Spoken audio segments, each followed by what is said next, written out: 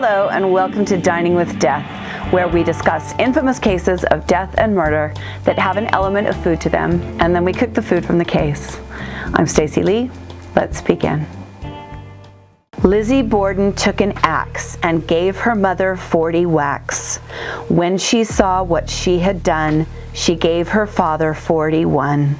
Lizzie Borden was an American woman accused of the axe murders of both her father and her mother in Fall River, Massachusetts in 1892. She was born on July 19, 1860, to Sarah Anthony Morse and Andrew Jackson Borden. Lizzie's mother died and her father remarried Abby Durfee Gray, who Lizzie reportedly referred to as Mrs. Borden and never mother, believing Gray had only married her father for his wealth. Andrew Borden started out modestly but became very, very wealthy through his business, manufacturing and selling wooden furniture and caskets. He then went on to become a successful property developer. He oversaw several textile mills and owned vast commercial property in the area. He was also the president of Union Savings Bank and on the board of directors at the Durfee Safe Deposit and Trust. When he was murdered, his estate was valued at $300,000, which is $9 million in today's money. He was known for being frugal despite being wealthy, so frugal in fact that the Borden home did not even have indoor plumbing, which all upper-class people had at that time. Andrew brought his daughters, Lizzie and Emma, up in religion, and the family attended Central Congregational Church. Lizzie was very involved, and she taught Sunday school to the children of recent U.S. immigrants. It is reported that there was a lot of tension in the Borden home. For example, Lizzie built a roost for pigeons, and she enjoyed watching them and feeding them. Andrew then took a hatchet and killed a large number of them because he viewed them as being a nuisance. Andrew also began gifting plots of real estate to various branches of his new wife's family. After Abby's sister was gifted a rental property, Lizzie and her sister demanded that they both be given a rental property to manage as well. Andrew obliged, and both sisters then purchased separate homes from their father for $1, and then sold the homes back to him for $5,000, making a tidy profit. $5,000 in today's money is $145,000, so that was a pretty good return on investment. Their deceased mother's brother came to visit Andrew to discuss all of the movement happening on his various properties, and it is believed that something may have taken place to escalate the already tense atmosphere in the home. Because you see, the day after the uncle left, the now infamous murders occurred. The week before Uncle Morse visited, the entire Borden household had become violently ill for days. A family friend told neighbors that some mutton had been left on the stove and it spoiled, and then the family ate it. But most people believed it had actually been a result of an attempt at poisoning. Andrew Borden was not a popular man in his area, and he had made a lot of enemies. Some speculated that a business enemy attempted to kill the entire family. Others believe it was Lizzie who then faked being sick after she poisoned everyone but herself. The family rose and had breakfast with Uncle John Morse on August 4, 1892. Andrew Borden and his wife Abby were there, Lizzie, Uncle Morse, and the Borden's maid Bridget Sullivan. They all ate together. Uncle Morse then left around 8:45 to buy a pair of oxen in town and to visit his niece. He planned to return to the Borden home around noon for lunch. Andrew left the home around 9 a.m. for his morning walk. Abby, Lizzie's stepmother, went upstairs to clean the guest room around 10 a.m. She had dusted and made the bed when she turned to face someone that had entered the room. That person raised a hatchet and brought it down on Abby Gray, striking the side of her head and cutting her just above the ear. This caused Abby to turn and fall face down on the floor, creating contusions on her nose and forehead. Her killer then came up behind her and struck her multiple times, delivering 17 more direct hits to the back of her head, killing her. 17 is a lot of blows. Sounds personal. Andrew returned from his walk around 10:30 a.m. and strangely could not open the front door with his key. He knocked and the maid Bridget opened the door and had to pull very hard on it as it seemed it was jammed. She later said she uttered an expletive while trying to get the door open, and when she did that, she heard Lizzie laughing somewhere from the top of the stairs. Now keep in mind, Abby is already dead upstairs. So if Lizzie's upstairs too, she's with the mother, and then she might be laughing. That's kind of terrifying. Apparently, in the layout of the house, you couldn't be anywhere on the landing of the stairs without seeing into the guest room. So there was no way Lizzie was up there if she was up there, and she didn't know that her stepmother was dead on the floor in the guest room. Lizzie says she helped Andrew, her father, remove his boots, and she put his slippers on for him. The maid says Andrew asked where his wife was, and Lizzie told him that a messenger had delivered Abby a note saying she needed to visit a sick friend. Andrew then laid down on the sofa in the sitting room to take a nap. Lizzie then told the maid Bridget that a local department store was having a sale and permitted her to go and shop, but Sullivan still felt sick from the day's previous events and went to her room to take a nap instead. So it kind of sounds like Lizzie was trying to get rid of the maid for some reason. Sullivan reports that around 11:15 a.m. she heard Lizzie call from downstairs, "Bridget, come quick. Father's dead. Somebody came in and killed him." Andrew was slumped on a couch in the downstairs room, struck 10 to 12 times with a hatchet-like weapon. One of his eyeballs had been split cleanly in two, suggesting he had been asleep when attacked. Dr. Bowen, the family physician, was called, and as the investigation began, Abby Gray Borden was found dead in the upstairs guest room. Strangely, Andrew Borden still had his boots on, contradicting the story Lizzie told about helping him change from them into his slippers. Over the coming days, Lizzie Borden told different stories about the time surrounding the murders. She first said she had heard a groan and a scraping noise, then said she had heard nothing. The officers made notes in their reports about disliking Lizzie's attitude and stated that she seemed too calm and too poised. Oddly, Lizzie was never checked for bloodstains on her underclothing or for wounds. The police did check Lizzie's room, but admitted it was a brief look. They were heavily criticized for their weak and lacking investigation. In the basement, police found 2 hatchets, 2 axes, and a hatchet head with a broken handle attached. This was the suspected murder weapon. It appeared that someone had smeared ash and dust on it to make it look like it had been in the basement for a long time. Andrew and Abby's stomachs were removed at autopsy and examined for poison when the reports of the illness days before reached police.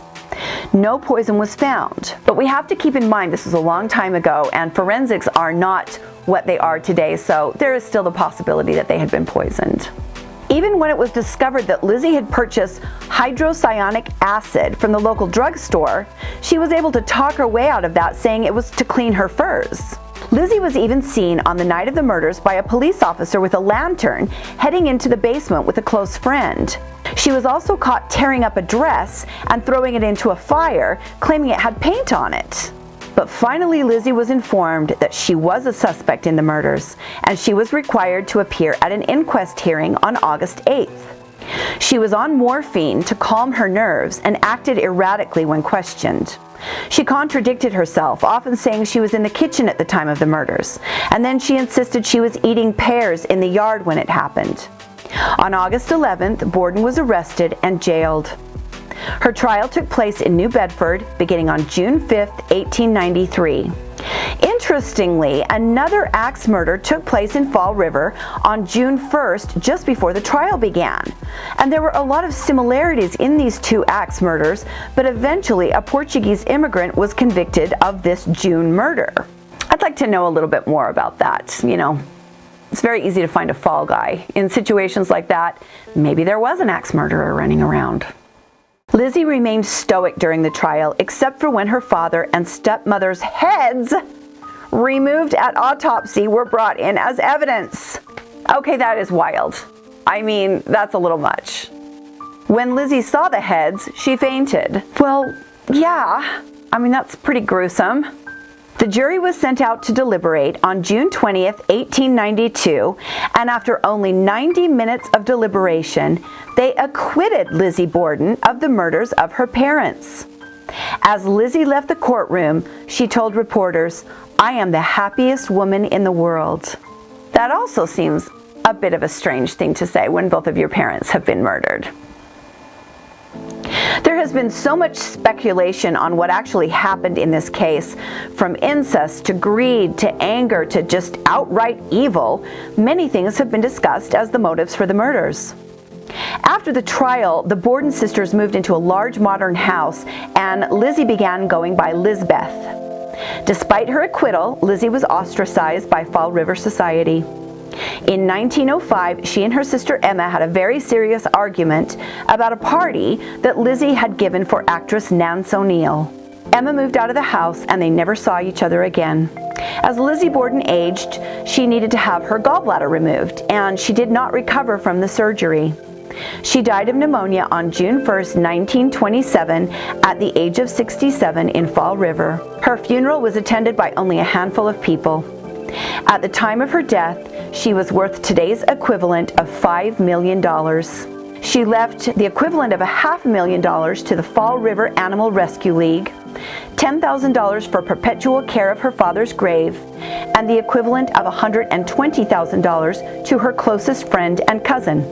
The Borden house is now a museum and operates as a bed and breakfast with 1890s furnishings. Pieces of evidence from the case, including the axe head, are on display at the Fall River Historical Society. Lizzie Borden and her life story have been put to film and television on multiple occasions, and public fascination with the case remains now as much as ever.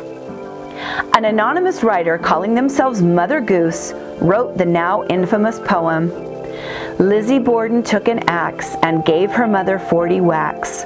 When she saw what she had done, she gave her father 41. Andrew Borden now is dead. Lizzie hit him on the head. Up in heaven he will sing. On the gallows she will swing." Well, despite the poem, that is not the way things worked out for Lizzie Borden, and I think there's a very good chance she got away with murder. So, was Lizzie Borden eating pears in the yard, or was she the one wielding the axe? I can't answer that question, but right now we are going to cook with pears as we go dining with death. We are ready to cook. Well, today technically we're baking, so let's get started. We are going to make pear clafouti. A clafouti is like a tart, only it is more eggy, more custardy. And today it's going to be rich, filled with pears. We're going to dust it with a little powdered sugar. It's going to be so good. You're going to need about 4 cups of sliced pears. So I would say start out with about 6 pears for that yield. These are a little bumped and bruised, but you know what? They're going to work. Give those a nice shallow peel. Get rid of the stems and any of the brown spots that are really deep.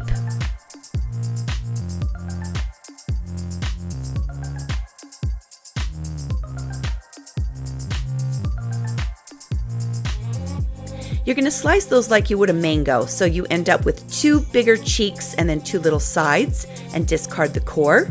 Slice those about that thick. Give them all a good slice and set them aside in a nice bowl. We're going to get ready to marinate those. Measure out your 4 cups. Some of those are going to break down in the liquid we're going to put them in, so even a little extra won't hurt. You're going to cover those slices in about 1/3 cup of brandy and 1/2 cup of granulated sugar. Stir that up really well and make sure everything is nicely coated.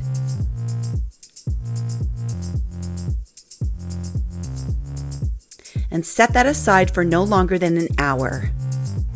Here are our pears that have been soaking in the brandy that we prepared earlier, and the sugar. They're very soft and some of them will break, so I always do a little extra because you want them to look pretty on top of your clafouti. This recipe does require a special baking dish. If you have a fluted tart pan, it will not work with this recipe because we're going to be using a liquid batter and it will run out of a tart pan with a removable bottom. So you need one like this, a cast iron or a baking dish style tart pan. You can get these on Amazon for about $10 or $12. Totally worth it. It's a good thing to have in your arsenal of cookware. I'm going to take a couple tablespoons of butter, it's room temperature, and we're going to grease this pan really, really well because we don't want our clafouti to stick.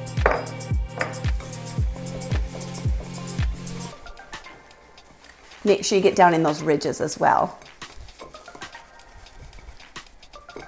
Okay, our tart pan is greased and ready to go. We're going to preheat the oven to 350 degrees.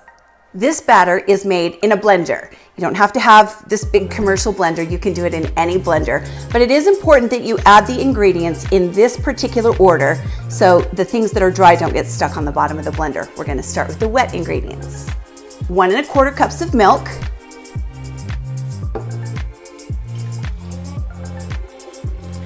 This is 1/3 cup of granulated sugar. I've got 3 large eggs going in next.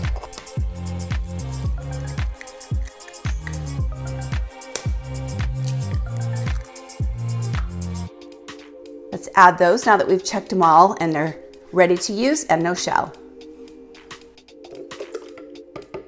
A whole tablespoon of pure vanilla extract. Yum. Got 1/8 teaspoon of salt here. Normally I use kosher salt, but for baking it's okay to use table salt as well. This is a teaspoon of ground cinnamon and 1/2 teaspoon of nutmeg. This is 1/2 cup of all-purpose flour. Make sure you tap it down before you measure it, scrape off the excess because we're baking. This isn't cooking. With baking, your measurements need to be on point. And now I need about 1 tablespoon of lemon zest. This is a zester. You can get these at most of your kitchen stores. They are well worth the little investment. They last forever, and it really is the only way to get good zest. It's gonna take about 2 lemons to get a whole tablespoon worth of zest. Whenever you're getting fruit zest, you do not want any of the white pithy part. You just want the peel, and make sure your fruit is washed really well.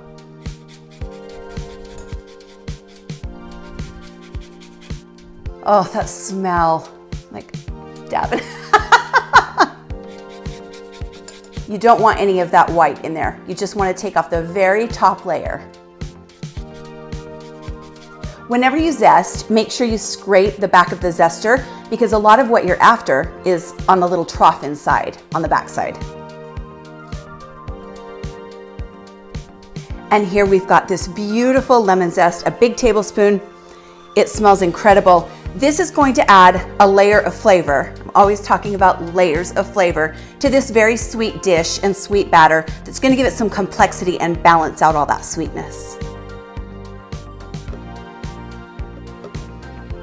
You're going to cover your blender and you're going to blend this on high speed for 1 minute.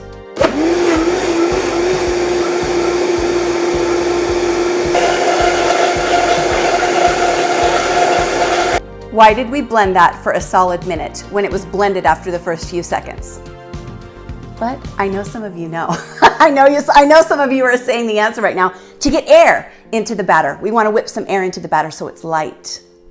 Okay, this step is very important in clafouti because it keeps the fruit from sinking to the bottom of the tart. We're going to pour a little bit of our batter in the bottom, just enough to cover the bottom, and then we're going to bake it for 4 or 5 minutes until it sets, and then that way the fruit will not be allowed to sink to the bottom.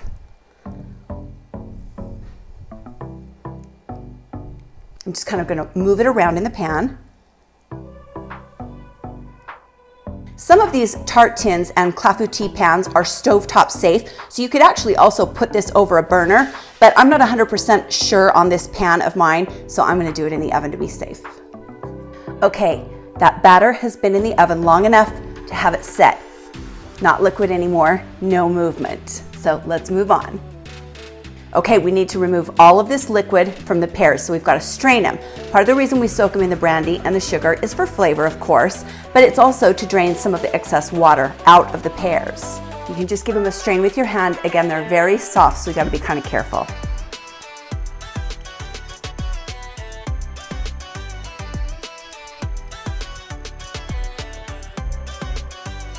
Now don't throw that liquid away. You can reduce that down and make a wonderful syrup for a little bit of a garnish, or maybe to go in a drink or something like that. It smells amazing. Okay, we've got our pears drained. We've got the rest of the batter here. Let's finish putting this together. Pour the rest of the batter in.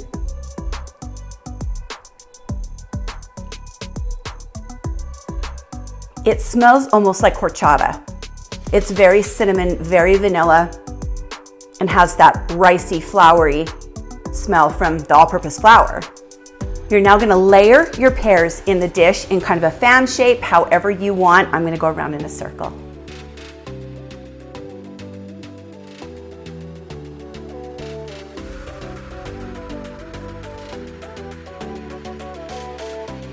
Got the first outside layer done. Let's go on the inside and we'll fill this entire thing up. We'll use all the pears. The pears aren't really gonna sit on top of this batter.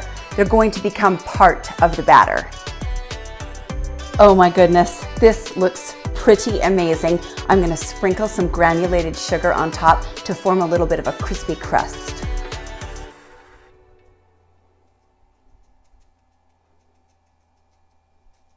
This beautiful little thing is going into the oven at 350 for 50 to 60 minutes until you insert a knife and it comes out clean.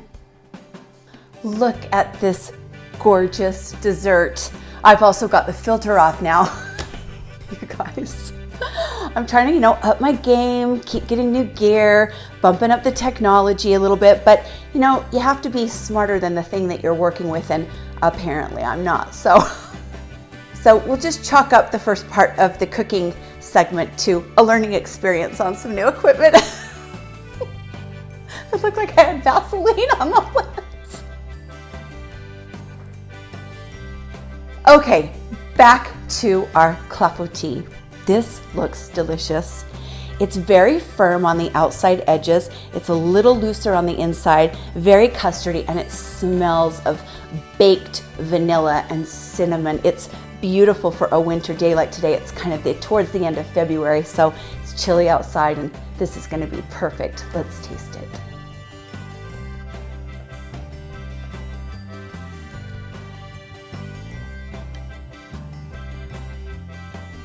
Oh my goodness.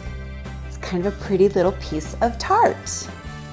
You could serve this with ice cream. You could serve this with whipped cream. You could serve this with raspberry coulis. I'm going to dust it with powdered sugar.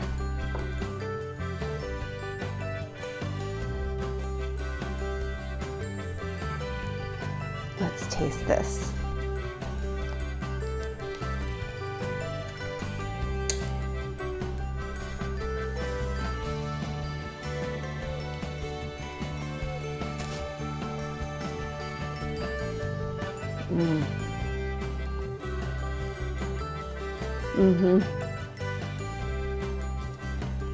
That is very, very good.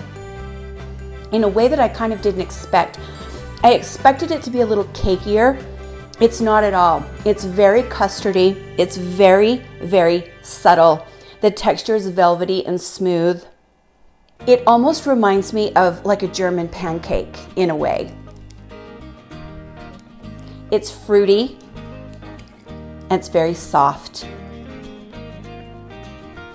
There's kind of a nice simplicity to it. It wasn't the easiest recipe I've ever made, definitely not difficult, but it is very simplistic and very purely pear.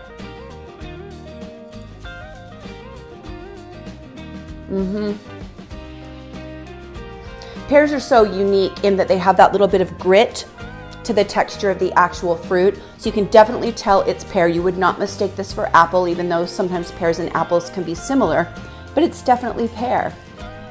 The custard that's formed with all of those eggs and that milk and a little bit of flour is very, very smooth.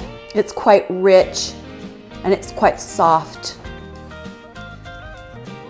The bottom of the crust is a little chewy. As you can see, it's quite a bit darker than the rest of it. I checked it several times, but it was still very liquid in the center, so I had to keep it in. It made the crust kind of dark on the bottom, but it doesn't taste burnt at all.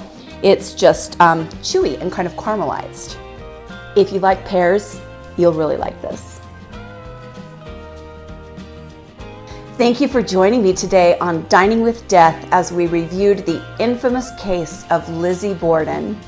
Like and subscribe if you'd like to see more. Stay safe, be kind to each other, and I'll see you next time on Dining with Death. Bye.